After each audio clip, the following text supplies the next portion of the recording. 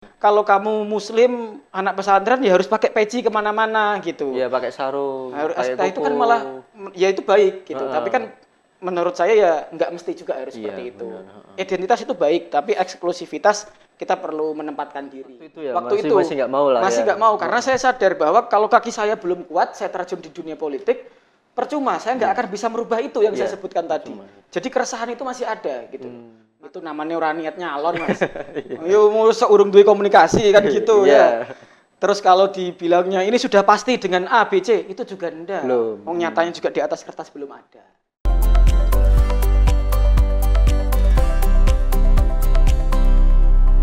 Halo Tribuners, kembali lagi bersama saya Faisal Afan dalam program Tribun Topik. Ya, saat ini saya sedang bersama dengan kader P3, Mas Djaduk Trimulyo Ainul Amri. Betul ya Mas ya?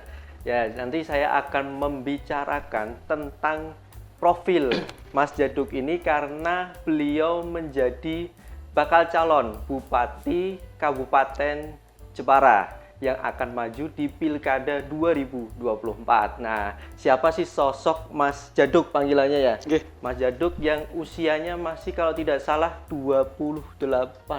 Benar? 28. Ya, 28 tahun. Masih sangat muda. Lah ini agak-agak gimana gitu loh, anak muda masuk ke dunia politik pasti kan tidak seperti yang kita bayangkan. Ada beberapa hal, pemikiran-pemikiran yang mungkin bisa disampaikan oleh Mas Djaduk terkait bagaimana memimpin sebuah daerah. Nah, kita langsung aja ya Mas Djaduk ya. Untuk saat ini Mas, kira-kira kesibukan apa yang sedang dijalani Mas Djaduk selain menjalankan bisnis maupun atau kegiatan politik lain? Ya kegiatannya bisnis dan politik lain itu, Mas. Kalau selain lagi apa dong? Ya, jadi Itu anak tadi. Oh iya. Mas Djaduk mungkin bisa perkenalan dulu ke pemirsa Tribun Jateng, siapa sih Mas Djaduk ini, karena kan sebagai wajah baru di Kabupaten Jepara, tapi orang-orang kan sudah tahu ya, pernah calon DPR RI ya Mas ya. Monggo silahkan. Bismillahirrahmanirrahim. Assalamualaikum warahmatullahi wabarakatuh. Salam sejahtera, salam kenal mungkin untuk yang belum kenal ya dari seluruh pemirsa Tribun Jateng ini. Ya, perkenalkan saya Djaduk Trimulyo Ainul Amri. Kalau manggil ndak usah Pak atau Mas, Djaduk aja. Karena saya juga masih muda, seumuran jenengan-jenengan atau mungkin ya malah putra-putrinya jenengan, saya seumurannya itu. Jadi panggilnya Djaduk aja. Djaduk Trimulyo Ainul Amri, saya asli Jepara. Jadi bukan wajah baru di Jepara, Mas. Dari lahir di Jepara. Sampai hari ini KTP-nya Jepara gitu. Cuma mungkin terlihat untuk maju di dunia politik itu baru-baru ini. Dan saya bukan anak bupati atau anak pejabat tinggi di Kabupaten Jepara gitu. Jadi mungkin belum banyak dikenal dari dulu, tapi sebenarnya bukan wajah baru, wong lahirnya di sana kok. Sampai hari ini KTP-nya Jepara yo masih wong Jeporo gitu. Oke, masih orang Jepara ya. Nggih. Lalu kalau untuk kesibukan nih Mas, selama ini bisnis, politik, apalagi Mas? Atau memang dua itu aja? Ya bisnis ya selalu jalan ya sampai hari ini. Alhamdulillah. Kalau bisnis tambah sibuk itu artinya semakin berkembang bisnisnya. Amin, amin. Politik juga berjalan terus sejak kita mulai serius untuk maju di politik mulai pemilu tahun lalu.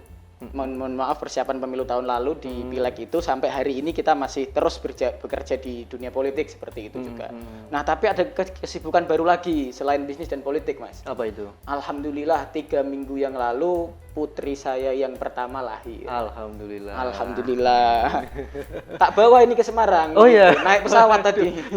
Baru 3 minggu, untung dibolehin. Oh iya. Langsung diajak jalan-jalan Iya, ya Mas langsung ya? diajak jalan-jalan ke Semarang karena ada undangan dari Tribun. Putri saya baru 3 minggu, saya langsung ajak ke sini. Alhamdulillah. Naik pesawat untuk pertama kalinya.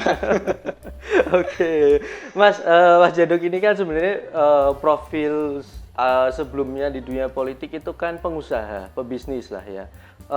Gimana sih kok akhirnya Mas Djaduk itu atau Djaduk ya? Ya, Djaduk aja, Djaduk aja ya, santai. Djaduk memutuskan untuk berkecimpung di dunia politik. Apakah memiliki seorang mentor yang mengajak atau keinginan pribadi? Oh, saya kok tertarik ya mau masuk ke dunia politik, dan kenapa yang dipilih itu P3 gitu. Apa Mas kira-kira? Oke, ini pertanyaannya panjang ini. Banyak ini harus jawab satu-satu. Iya, monggo. Yang saya ingat tadi mentor. Jadi kalau ditanya Jaduk gitu atau Mas Jaduk atau siapapun lah, sampean ini duwe mentor apa ora gitu ya. Mentor saya itu banyak, Mas. Karena semua orang saya anggap mentor. Gitu. Contoh saya suka nyetir gitu ya. Karena saya suka nyetir, sering dari Semarang ke Jakarta misalnya. Saya nyetir sendiri gitu, coba bayangkan. Saya nyetir dari Semarang ke Jakarta, kondisi yang nggak macet hari-hari biasa itu kan karena sudah ada tol jadi enak ya. Itu saya sangat bosen, Mas. Nyetir itu bosen gitu. Iya. Padahal mobil kita kan ya bebas mau kecepatan berapapun enak sebenarnya ya. Nah, di situ saya ketemu sama sopir truk. Supir truk itu dengan muatan yang sangat banyak gitu kan. Tak lihat coba tak samain kecepatannya di belakangnya itu kecepatannya 20-30 km per jam gitu. Iya, pelan. Iya kan? Loh, dari Semarang ke Jakarta. Kita nggak tahu dia awalnya mungkin dari Surabaya atau dari manapun gitu. Loh, dia bisa nyetir seperti itu sampai ke Jakarta pelan-pelan, truk di jalur kiri terus gitu. Itu kan kesabarannya luar biasa. Iya. Dan itu hal yang menurut saya mengagumkan. Oh. Itu saya jadikan mentor meskipun saya nggak kenal. Gitu. Itu saya jadikan mentor. Karena perjuangannya. Karena perjuangan kesabarannya dia yang saya belum tentu mampu sampai ke tahap itu. Jadi jangankan kok tokoh-tokoh A, B atau C yang saya kenal beberapa gitu ya. Sopir truk yang saya belum kenal, bahkan saya belum tidak kenal sampai hari ini siapapun itu, saya ketemu lewat di jalan, dia dengan penuh kesabaran untuk mencari nafkah bagi keluarganya. Iya. Sepelan itu membawa truk sebesar itu kecepatan 20-30 km per jam gitu, berjam-jam, puluhan jam sampai tujuan, itu buat saya adalah mentor. Itu satu. Nah, tapi masuk ke pertanyaan yang lainnya tadi ditanyakan, kenapa kok mau di politik? Iya. Latar belakangnya kan bisnis, usaha gitu ya. Nah, ini perlu agak ditarik sedikit sebenarnya. Jadi jangan dipotong mulai tahun 2019. Gitu. Jadi dari dulu sekali, saya izin cerita sedikit ya, Mas. Jadi bapak saya itu awalnya cari. Oh, cari. Awalnya cari di desa. Sekretaris desa. Di desa di Jepara. Di Jepara. Nah, tapi waktu 98-99 waktu lagi rame reformasi itu, bapak saya mengundurkan diri. Pindahlah ke Jakarta jadi tukang parkir. Di bawah jembatan Grogol. Oh iya, oke. Gitu. Bener, jembatan Grogol yang dulu dijadikan tempat demo reformasi sampai ada yang meninggal itu. Iya. Pas di depannya itu ada Tugu Reformasi sekarang. Zaman saya kecil dulu belum ada. Gitu. Jadi ada Tugu Reformasi, ada kolong jembatan, dulu bapak saya tukang parkir di bawah situ. Oh iya. Tahun Dari 2000-an kok gitu. bisa mau jadi tukang parkir, Mas? Nah, saya enggak tahu juga, tanyanya bapak saya. Nah, jadi tukang parkir. Nah, ketika setelah jadi tukang parkir itu saya ngikut bapak saya sempat beberapa waktu. Jadi kalau pernah ngalami juga, Mas? Pernah ngalami. Jadi kalau jenengan lihat di televisi itu kadang ada orang yang tidur di bawah kolong jembatan alas kardus itu, demi Allah demi Rasulullah saya sudah pernah. Waktu itu umur saya sekitar 4-5 tahun. Oh iya, masih. Gitu. Nah, tapi ketika bapak saya itu jadi tukang parkir, saya tidak mau ikut lama di sana. Saya pindah ke Jepara lagi. Saya jadi pisah sama orang tua. Sejak SD itu. Saya SD di Jepara. Terus waktu saya SD akhir sekitar kelas 5 atau kelas 6, bapak saya itu kebetulan pulang jadi kepala desa. Pulang Jadi kepala desa. Oh. Istilahnya kalau di Jepara itu petinggi. Petinggi ya. Iya. Dulu cerita orang-orang ya saya masih kecil ingat-ingat dikit lah. Calonnya yang mau jadi kepala desa itu banyak. Iya, pasti. Tapi ketika bapak saya maju mundur semua, Mas. Kenapa, Mas? Nggak tahu, saya masih kecil. Mundur semua. Akhirnya waktu itu pemilu untuk pemilihan kepala desa ditunda di desa saya. Karena calon tunggal itu nggak boleh. Akhirnya ibu saya maju jadi calon juga. Jadi waktu itu calonnya itu bapak dan ibu saya gitu. Periode berikutnya ya demikian sama. Sampai alhamdulillah hari ini bapak saya masih menjabat untuk periode yang ketiga. Masih Masih sampai hari ini. Nah, tapi Mas izin. Ketika bapak saya pindah dari Jakarta untuk pulang ke Jepara jadi kepala desa, saya merasakan lebih makmur sebagai anak ya. Ketika bapak saya jadi tukang parkir daripada jadi kepala desa. Kok bisa? Saya nggak ngerti pengelolaan keuangan di orang tua kami, saya nggak tahu ya. Tapi kalau dari cerita yang beredar di masyarakat, ya memang kalau bapakmu jadi kepala desa nggak akan makmur. Bukan uang desa yang masuk ke rumah, tapi uang rumah yang masuk ke desa gitu. Nah, itu saya rasakan betul. Sampai saya kuliah itu, saya sudah dapat beasiswa di Eropa, Mas. Saya dapat kampus di Eropa, saya pengen kuliah di sana, dilarang sama orang tua. Ya salah satu alasannya ya karena ekonomi. Oh. Padahal sudah ada beasiswa, tapi kan ya orang tua kan mikirnya Biaya hidupnya. beasiswa ya tetap ada lain-lainnya dong gitu. Iya, nah, di situ tidak diperbolehkan. Hmm. Akhirnya saya kuliah di Undip. Kuliah di Undip pun itu saya biaya hampir 90% biaya sendiri, Mas. Pribadi. Biaya sendiri pribadi. Awal memang orang tua support, tapi sambil keberjalanan ini biaya sendiri saya sambil kerja. Nah, di situ saya jadi aktivis. Jadi background saya itu bukan langsung murni jadi pengusaha. Jadi aktivis dulu. Di Undip. Di Undip. Saya kebetulan ketua senat mahasiswa, terus presiden BEM juga di Undip gitu. Alhamdulillah lulus, tapi sambil kuliah itu juga sambil usaha. Iya. Jadi saya punya semacam kafe lah, warung kecil dulu. Di Semarang berarti. Di Tembalang. Tembalang Undip, ya. Namanya Joman. Cuman. Burjo Manja. Wah, Gitu. asik. Tapi sejak pandemi udah tutup ya, Mas. Karena pelanggannya 90% mahasiswa, pandemi mahasiswanya nggak ada. Iya, gitu. ada pula. Jadi tutup semua. Teman-teman saya banyak yang punya usaha dan lain-lain juga tutup. Kita rasakan semua lah pandemi itu. Nah, pasca itu saya pindah ke Jakarta. Nah, di Jakarta itu sebenarnya karena saya ini mungkin aktivis ya, Mas. Iya. Aktivis yang kebetulan nilainya juga bagus. Saya kumlot juga dan lulus sebelum 4 tahun. Tapi Oke. Presiden BEM kan biasanya kalau aktivis lulusnya 6 tahun, Iya, lama lama-lama. gitu. Nah, di situ alhamdulillah saya banyak yang nawarin pekerjaan. Oh iya, banyak ya. Mulai dari para alumni di BUMN, terus para alumni di TNI Polri diajak untuk jadi perwira karir. Oh iya. Terus TA di DPR RI gitu tuh banyak dulu yang nawari. Perusahaan-perusahaan swasta yang alumni-alumni itu memiliki atau kita punya jaringan ke situ Iya. lah. Itu banyak dulu yang nawari. Nah, tapi saya pikir kalau politik memang saya sudah bergelut itu sudah dari lama. Oke. Waktu SMA saya ketua pelajar Islam Indonesia Kabupaten Jepara. Terus saya juga di kampus berpolitik di kampus dan lain-lain. Saya pikir meskipun sedikit pengalaman di politik sudah ada. Ada ya. Di akademik juga sudah ada. Kalau saya S2 lagi nanti jadi dosen ya saya itu pekerjaan yang mulia, tapi saya belum menginginkan itu waktu Iya, itu. iya. Nah, sampai ada salah satu alumni saya, senior saya yang menawarkan saya untuk bergabung dengan grupnya membantu di dunia wirausaha. Nah, inilah pengalaman yang saya belum memiliki. Wirausaha itu. Wirausaha belum memiliki secara lengkap gitu loh. Saya cuma punya pengalaman buka warung doang, buka kafe tadi doang Iya, gitu. iya. Nah, disitulah saya mulai tertarik. Padahal waktu itu perbandingan gajinya jauh, Mas. Jadi gaji yang ditawarkan alumni saya untuk saya belajar wirausaha ini Iya. dibandingkan dengan gaji saya ditawari oleh relasi yang lain untuk kerja di salah satu perusahaan besar, Iya. itu gajinya 4 kali lipat bedanya. Nah, serius itu. lumayan 4 kali loh, Mas. lipat. Lumayan loh, Nah, 4 kali lumayan lipat. sekali. Nah, tapi karena saya sejak kuliah sudah bekerja, saya punya tabungan. Jadi ya sudahlah, saya tidak masalah untuk gaji kecil hidup di Iya. Jakarta, toh saya masih ada tabungan saya waktu itu. Ya namanya hidup ya harus ada perjuangan Iya. gitu, saya mikir gitu. Jadi coro wong Jepara iki wani perih dhisik. Jadi kudu wani perih. Gitu. Iya, iya. Nah, gitu. Jadi saya gabung dengan grup itu, alhamdulillah berproses dengan cepat.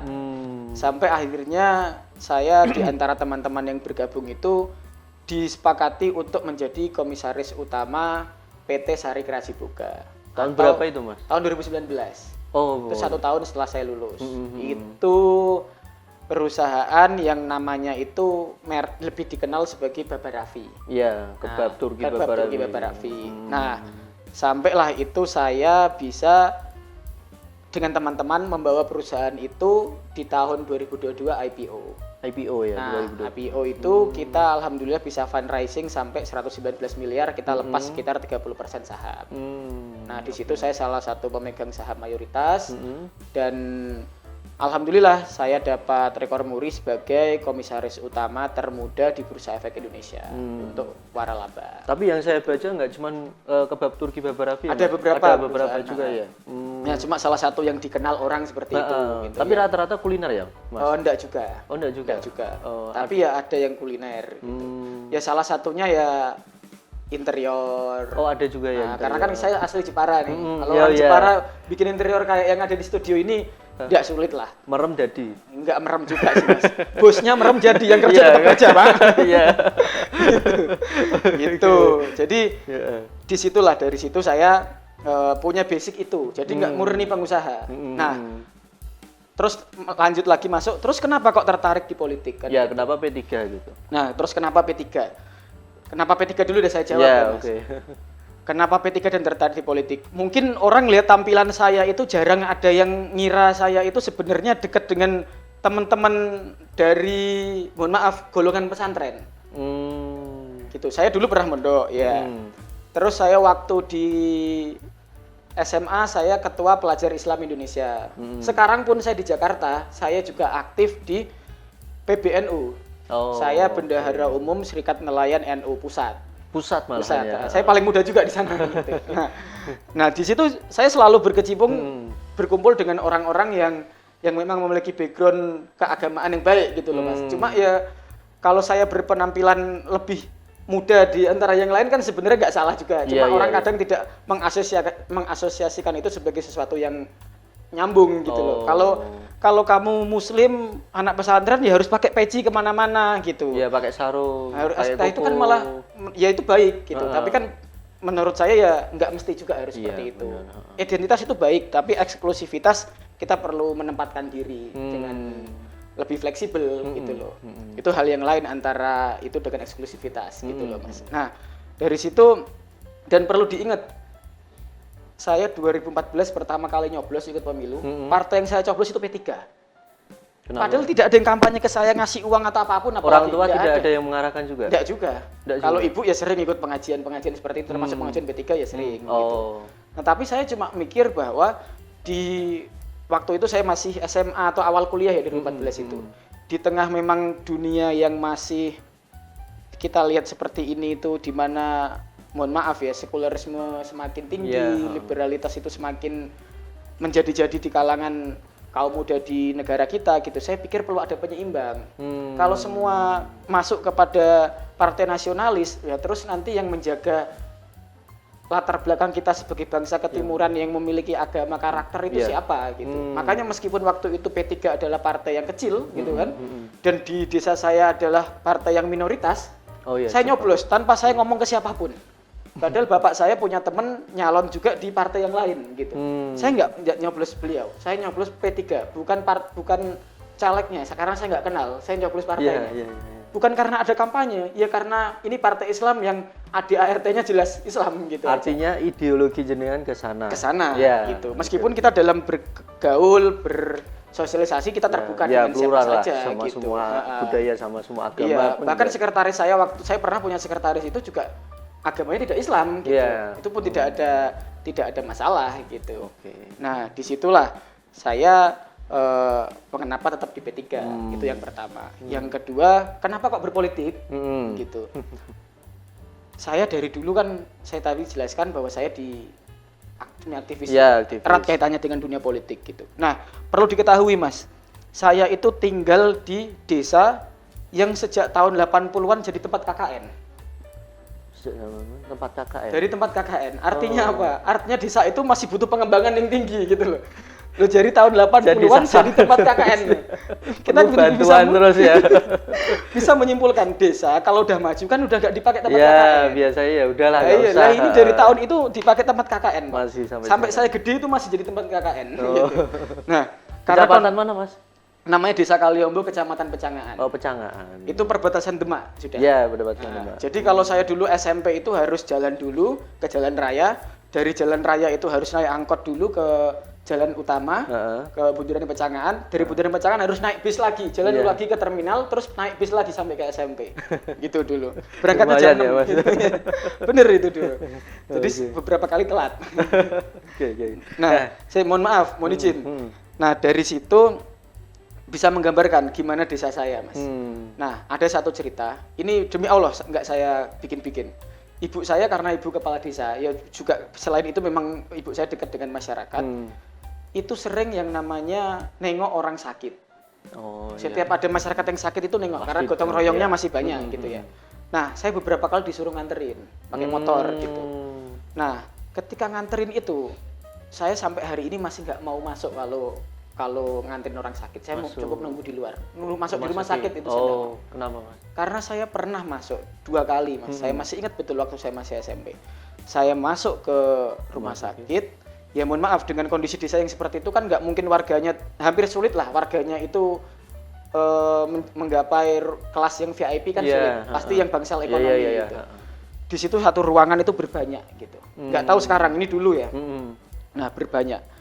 Di situ itu, aduh, saya berkesimpulan bahwa orang kalau sakit di sini bukannya tambah cepat sakit, malah tambah parah sakitnya. Karena ketika ada anak kecil nangis kejir waktu itu, terus susternya dilaporin, itu kayak seolah-olah abai. Oh iya. Terus ada orang tua yang darahnya naik sampai di infusnya itu ini saya lihat dengan mata kepala saya sendiri. Itu ngomong ke suster minta tolong diganti atau dilakukan apapun lah penindakan waktu itu. Susternya cuma kayak, oh iya Pak, pergi, nggak ada kembali Pak. Saya lihat dengan mata kepala saya sendiri, lebih demi Allah. Di situ saya dalam hati nangis, nggak kuat saya. Yang saya salahkan siapa? Diri saya sendiri. Kenapa saya waktu itu nggak punya uang terus bayarin mereka ini biar VIP, dapat pelayanan bagus ya. Gitu. Biar pelayanannya dapat bagus, biar cepat sembuh gitu. Kenapa saya nggak menyalahkan diri saya sendiri? Kenapa saya nggak punya uang gitu? Itu kenapa saya menyalahkan diri saya sendiri. Nah, tapi saya pikir lagi semakin ke sini. Loh, kalau saya kaya itu hanya sebagai swasta, sekaya-kayanya itu nggak bisa terus bantu semua orang, Mas. Kalau semua orang dibayari VIP, ruangan VIP-nya nggak muat. Kuncinya berarti bukan itu. Kuncinya adalah mau dia kelas ekonomi atau apapun, semuanya pelayanannya harus prima. Nah, itu yang bisa menggerakkan siapa? Ya negara. Pemerintah gitu. Itulah kenapa saya waktu lulus kuliah, saya ditawari langsung waktu itu untuk maju di dunia politik. Saya lulus 2018 kan, 2019 kan pemilu. Saya diminta untuk maju di PRD kabupaten. Saya nggak mau. Saya milih bisnis.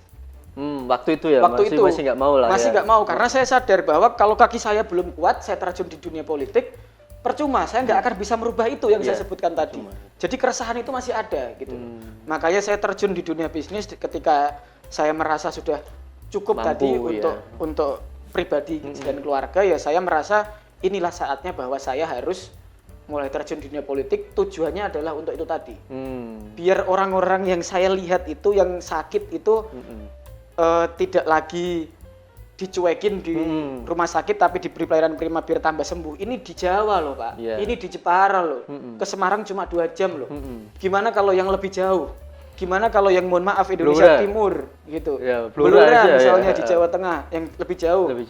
Nah seperti apa terus pelayanannya? Ya semoga mereka lebih baik, tapi itu hanya asumsi. Jadi saya merasa bahwa ya ini harus benar-benar harus diperjuangkan gitu. Jaduk ini kan kemarin nyalon DPR RI, tapi belum ada kesempatan lolos. Nah, kemudian kenapa kok akhirnya jenengan mau maju lagi sebagai bakal calon Bupati Jepara? Apakah kemarin itu kayak, aduh, kurang gimana gitu? Atau memang masih belum puas dengan pencapaiannya? Atau gimana? Oke, kalau ditanya, aduh gimana ya enggak ya Mas ya. Tapi kalau ditanya ada kaitannya pasti. Kalau saya sudah jadi anggota DPR kemarin, ya ngapain saya maju bupati gitu. Karena gini, tujuannya itu bukan mencari posisi. Tapi tujuannya kan untuk memberi kebermanfaatan bagi masyarakat. Terutama saya orang Jepara, ya masyarakat Jepara dan sekitarnya gitu kan. Nah, Kudus, Demak gitu. Ibu saya juga dari Demak gitu. Bapak saya asli Jepara. Nah, di situ saya sampaikan bahwa tadi saya memiliki tujuan ingin bermanfaat bagi masyarakat, bagi umat gitu. Nah, salah satunya apa? Kalau saya hanya memperbesar diri saya sendiri secara pribadi, maka itu tidak akan maksimal. Saya punya karyawan 200, 300, berapa ribu misalnya. Ya hanya itu kan saya punya. Hanya lingkungan itu. Makanya itulah saya langsung berkesimpulan bahwa saya harus maju di DPR RI kemarin untuk bisa memberi manfaat kepada masyarakat yang lebih luas. Nah, tapi ketika mohon maaf, ini kan bukan saya sendiri yang ternyata belum lolos. P3 kan memang belum diberi kesempatan untuk berkiprah di Senayan di periode depan ini. Nah, karena memang P3-nya belum diberi kesempatan untuk berkiprah di Senayan di periode depan ini, dan memang ada kesempatan di Pilkada Jepara kebetulan P3 adalah pemenang pemilu di sana. Ya saya merasa bahwa apapun itu posisinya tidak ada masalah. Tujuannya yang penting sama, memberi manfaat, berjuang, mengabdikan diri ekstrimnya adalah mewakafkan diri untuk kesejahteraan masyarakat. Itu aja sebenarnya. Kalau Djaduk melihat nih, kira-kira di Jepara itu apa sih masalah krusial yang perlu segera dibenahi dalam kurun waktu? Kan masa jabatan bupati kan hanya 5 tahun ya. Artinya paling tidak efektifnya itu 4 tahun lah untuk mengabdi. Apa sih yang perlu diperbaiki di Kabupaten Jepara? Oke, mohon izin. Jadi gini, ada anggapan jabatan bupati itu 5 tahun, efektifnya 4 tahun. Tidak, 5 tahun efektifnya tetap 5 tahun menurut saya, Mas. 5 tahun efektifnya 4 tahun itu untuk orang yang tujuannya jadi ya untuk pengen jadi aja, bukan untuk pengen memberi manfaat. Kalau tujuannya pengen jadi bupati untuk memberi manfaat bagi orang lain, bagi masyarakat, jadi mau dia ikut pemilu lagi atau tidak pun, selama dia masih menjabat, maka kita harus tetap berkomitmen untuk menjalankan amanah itu. Jadi 5 tahun ya efektifnya harus tetap 5 tahun. Dan efektivitas programnya harus dirasakan lebih lama lagi. Gitu. Nah, permasalahan yang paling banyak sekarang di Jepara apa? Jelas, potensi besar tapi tidak berbanding lurus dengan pendapatan, dengan kemakmuran, kesejahteraan dari masyarakatnya. Itu permasalahan yang paling mendasar. Nah, itu dibagi lagi dalam beberapa persoalan. Contoh, bahan pangan sekarang di Jepara mahal. Bertani aja atau melaut susah, Pak. Solar angel. Ya toh. Pupuk ya apa meneh, kan gitu. Susah semua ini. Nah, jadi mau bertani, mau melaut itu juga sulit gitu. Nah, itu yang ada beberapa persoalan. Terus juga yang jadi sorotan sejauh ini infrastruktur. Jalanan kan banyak yang rusak gitu ya. Orang mulus gitu. Iya, itu benar. Ya, nggak mulus gitu. Terus juga memang itu semua salah satunya ya harus dilihat akar permasalahannya. Salah satunya ya pendidikan. Industri banyak, tapi kalau tidak mendukung dengan proses pendidikan ya buat apa juga kan gitu. Harus saling berkesinambungan. Nah, makanya kita memiliki pikiran besarnya itu ya Jepara itu memang kedepannya kita itu karena memang lokasi ya, apalagi nanti mungkin akan ada jalan tembus langsung yang lain ke Semarang dan yang lain gitu, pembangunan pelabuhan dan yang lain-lain itu memang harus jadi kota industri. Industri? Iya. Bukan pariwisata ya? Tapi sabar, belum selesai. Harus menjadi kota industri, pariwisata, tapi juga memiliki landasan agamis, nggak boleh hilang. Gitu. Nah, ini yang harus mulai dipegang mulai hari ini, Mas. Nah, itu juga tidak boleh melupakan kearifan lokal. Kearifan lokalnya apa? Kita punya tanah yang subur, Mas. Iya, subur banget toh. Subur banget. Ya. Lautnya juga bagus kok. Bagus, ya. Iya toh? Gitu. Jadi kita nggak bisa nolak industrialisasi. Nah, industri itu bisa jadi nggak cuma sekedar jangan dipahami bahwa pabrik datang itu industri, enggak gitu, Pak. Jadi kita punya lahan pertanian banyak sekian ribu hektar itu, gunakanlah sistem industri untuk mengelola lahan pertanian itu, gitu loh. Jadi nggak terus selama ini petani dibiarkan jalan sendiri-sendiri, golek pupuk dewe, terus ngarit dewe, tanpa sistem ya, tandur dewe, golek bibit dewe, kan gitu ya Mas ya. Nyari bibit sendiri, pupuk sendiri, semuanya sendiri, menjual sendiri ke tengkulak lagi, harganya sudah ditentukan, yang kadang tidak menguntungkan gitu kan. Nah, itulah yang saya maksud bahwa industri harus hadir, gitu loh. Jadi nggak hanya sekedar ada investor, pabrik didatengin, terus anak-anak kita disuruh kerja di pabrik itu sebagai buruh, enggak gitu Pak. Itu pikiran yang mohon maaf sangat-sangat yang seharusnya sudah kita miliki dari 50 tahun yang lalu mungkin, gitu loh ya. Gitu. Kolonial, pemikiran kolonial. Gitu. Jadi industri itu harus hadir di Jepara, tapi bukan dalam arti yang sangat sempit itu. Nah, yang kedua pariwisata kita, wah luar biasa. Luar biasa sekali. Saya sering Mas, Mbak Saestu. Serius saya beberapa kali sering saya ke luar negeri. Nggak cuma ke luar negeri, ke pulau-pulau yang lain terluar di Indonesia ini pun saya sering. Ke Alor, ke mana? Kalau Bali ya kita sering sekali lah. Bali Lombok itu ya umum lah ya untuk kita. Terus ke terpencil-pencil di Sultra itu ada yang bagus, terus di daerah Sumatera gitu, daerah Papua belum, gitu. Belum ya. Belum ke sana. Jauh. Karena butuh waktu yang agak lama, liburnya harus lama. Nah, saya keliling Indonesia itu. saya juga keliling di beberapa negara, termasuk yang masuk warisan dunia dan lain-lain lah, Halong Bay di Vietnam, Maldives yang katanya bagus itu dan yang lain-lain gitu. Sampai hari ini kalau saya Anda tawari misalnya, Mas milih Moro Karimun apa Moro Maldives tak bayari podo-podo seminggu nih misalnya. Saya lebih milih ke Karimun Jawa Pak. Jauh lebih bagus menurut saya Karimun Jawa daripada di sana. Gitu. Nah cuma selama ini tidak seterkenal itu dan pengelolaannya tidak seprofesional itu, fasilitasnya juga tidak selengkap itu. Nah inilah yang harus dimanfaatkan, bahwa tadi selain industri pariwisata ini harus juga dikelola dengan profesional, gitu loh Mas. Nah tapi itu semua tidak boleh meninggalkan karakter kita sebagai masyarakat yang agamis. Harus itu nggak boleh hilang. Kalau kita hilang, ya kita nggak punya karakter, kita nggak punya jati diri, kita bukan kita. Iya, gitu sekali. Jaduk, mimpi apa yang paling ingin jenengan kejar atau gapai untuk Kabupaten Jepara? Misalkan nanti diberikan amanah, Insya Allah menjadi bupati atau wakil bupati. Kalau di Jepara kita berharap semua masyarakatnya sejahtera dan tersenyum. Secara umum gitu. Nah, seperti apa bentuk kesejahteraan itu, Mas? Kan seperti itu misalnya ada pertanyaan. Yang pertama, pendapatan per kapitanya ibaratnya kalau sulit dipahami, bukan pendapatan per kapita.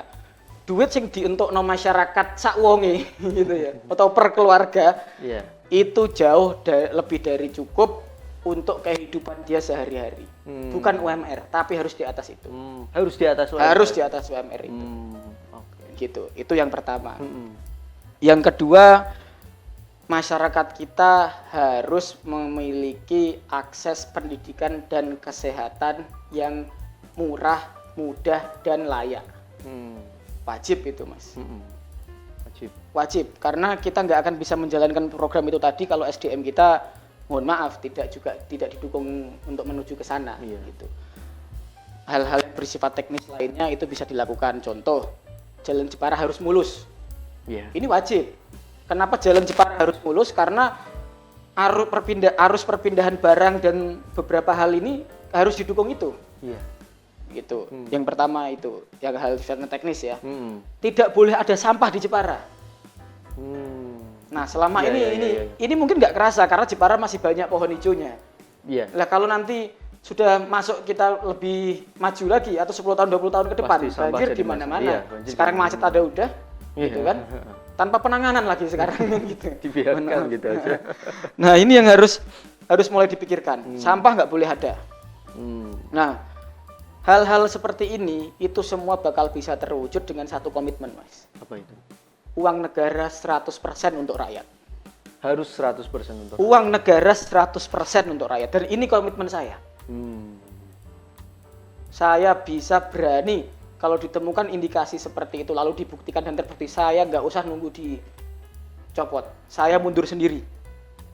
Ibaratnya Jaduk itu sebelum berpolitik sudah cukup, ngapain berpolitik kalau hanya cari untuk keuntungan pribadi kan, gitu kan sederhananya. Saya tidak ingin uang negara, orang milik duit negara, APBD dan lain-lain enggak milik Pak. Saya di rumah cuma sama istri dan anak saya. Beras setengah kilo, sedino luweh. Iya toh? Iya. Lah kita mau makan sebanyak apapun, kan kita punya batas lambung, Pak. Mau langsung makan sekali 5 kilo, nggak bisa. Makanya saya sudah punya pikiran bahwa yang penting kita cukup, nggak terus harus lebih seperti ini, nggak harus. Gitu. Yang penting kita cukup, itulah saya sudah tanamkan itu dalam keluarga. Untuk tidak berlebih-lebihan, yang penting cukup udah selesai. Gitu. Yang penting nggak kurang, sudah cukup. Makanya saya ketika maju dalam perhelatan politik, saya jadi bupati atau apapun itu nanti di Kabupaten Jepara kan seperti itu, saya jamin 100% uang negara untuk rakyat. Oke, siap gitu. Jaduk, yang terbaru ini mendekati PDIP atau mendaftar ya? Mendaftar di PDIP. Lalu mau mendekati atau mendaftar di partai mana lagi selain itu? Oke, gini, kalau seperti itu saya jelaskan. Jadi saya itu kader P3, kader asli. KTA saya KTA P3, saya tidak punya KTA yang lain. Jadi saya hanya waktu itu mendaftar lewat P3. Jepara. Gitu. Saya hanya mendaftar lewat P3. Dan saya sampaikan itu, saya kader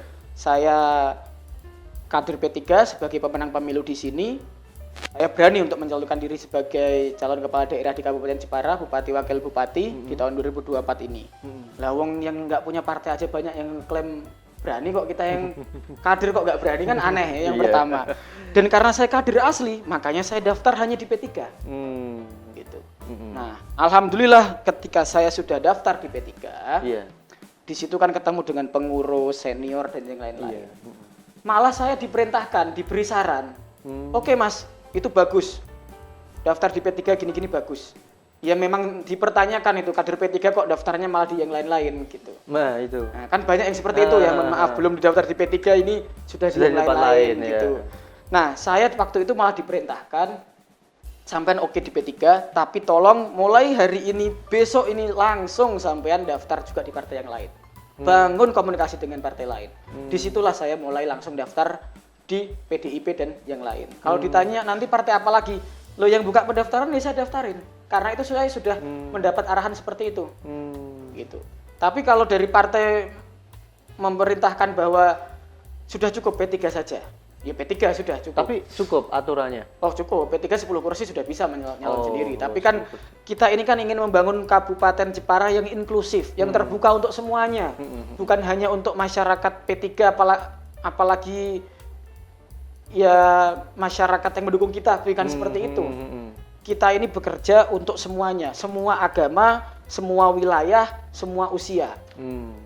Nah makanya kita harus inklusif sehingga kita mendaftar di partai lain, mengajak partai yang lain untuk berkoalisi. Seperti itu. Oke. Tadi kan juga sempat Jaduk sampaikan mau jadi bupati, mau jadi wakil bupati, bisa dua-duanya. Loh, apapun itu nanti pada akhirnya. Lah wong tadi kan diceritakan juga, kemarin daftar di DPR RI. Lah kok sekarang daftar bupati, gitu kan? Nah, tujuannya itu bukan di posisi Mas dan Mbak. Yang penting adalah memberi manfaat untuk masyarakat, apapun itu posisinya. Iya, apapun. Gitu. Oke. Kalau sekarang ini, kira-kira teropong Jaduk itu siapa sih sosok yang akan mendampingi nanti? Udah ada belum? Atau masih ya kanan kiri belum jelas gitu? Ya kalau ada. Tapi belum boleh dibocorkan gitu aja. Ya kalau kanan kiri juga enggak. Itu kalau saya bilang masih kanan kiri itu namanya orang niat nyalon Mas. Yo mau seurung duwe komunikasi kan gitu ya. Terus kalau dibilangnya ini sudah pasti dengan A, B, C, itu juga enggak. Wong nyatanya juga di atas kertas belum ada. Yang jelas kalau kita semua ke Jepara kan sudah banyak itu foto-foto terpampang. Kita juga ada survei internal si A, si B, dan si C. Saya juga kenal secara pribadi dengan kandidat-kandidat yang kepengen maju itu. Saya juga sudah komunikasi, ya artinya nama-nama itu komunikasi menuju ke sana sudah ada. Tapi siapanya, di mananya, kapannya nanti kalau sudah ya datang. itu nanti. Gitu nggih. Gitu. Sekarang Tapi ngomong bocoran sedikit boleh Mas? Dari partai atau non? Kalau bocornya dikit itu lama-lama jadi halo. Oke. Mending ora sisan engko. Iya. Gitu. Tribuners, itu tadi bincang-bincang saya dengan Mas Jaduk, seorang bakal calon bupati Kabupaten Jepara yang akan maju Pilkada 2024. Apa yang disampaikan oleh Mas Jaduk bisa menjadi inspirasi atau penilaian masyarakat Kabupaten Jepara. Apakah beliau ini sosok yang pantas menjadi pemimpin daerah Kabupaten Jepara? Mungkin itu saja yang bisa saya sampaikan atau obrolkan dengan Mas Jaduk. Jangan lupa saksikan video-video kami di channel Tribun Jateng YouTube atau di media sosial Tribun Jateng. Terima kasih atas waktunya dan saksikan video program Tribun Topik berikutnya. Salam Tribun.